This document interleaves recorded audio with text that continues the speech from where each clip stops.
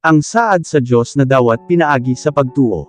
Roma Kapitulo 4 versikulo 13 hanggang 25. Kaniadto, nagsaad ang Diyos kang Abraham og sa iyang mga kaliwat nga ang kalibutan mahimong ila. Gisaad kini dili tungod kay gituman ni Abraham ang kasuguan, kon dili tungod kay gipakamatarong siya pinaagi sa iyang pagtuo.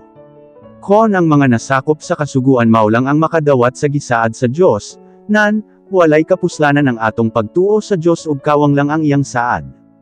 Ang kasuguan mao ang hinungdan kon ngano nga adunay pagsilot gikan sa Diyos. Kon walay kasuguan, wala usay kalapasan.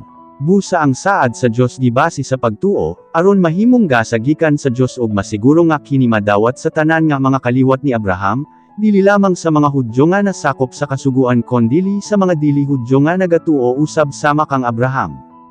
Kay si Abraham mao ang amahan sa tanan nga nagatuo, Hudyo man o dili. Nagaingon ang kasulatan, gihimo ko ikaw nga amahan sa daghang mga nasod.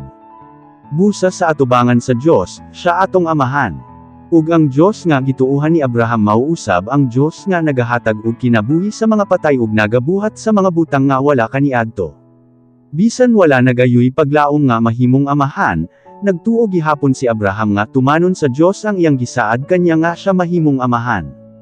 Busa tungod sa iyang pagtuo, nahimo siyang amahan sa daghan nga mga nasod, sumala gayod sa giingon sa Diyos kanya.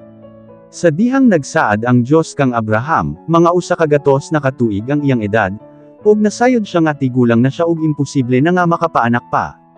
Nasayod usab siya nga ang iyang asawa nga si Sarah dili manganak tungod kay baog kini. Apan lig-on ang iyang pagtuo sa Diyos. Wala gayod siya magduha-duha sa saad sa Diyos, hinuon mituo siya niini. Busa gilig-on siya diha sa iyang pagtuo, ug gidayeg niya ang Diyos tungod kay misalig gayod siya nga makahimo ang Diyos pagtuman sa iyang gisaad.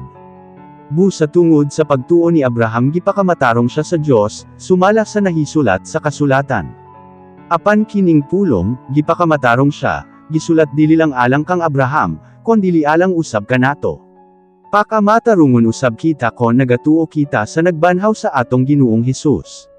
Gipatay si Ginoong Hesus tungod sa atong mga sala, ug gibanhaw siya aron pakamatarungon kita.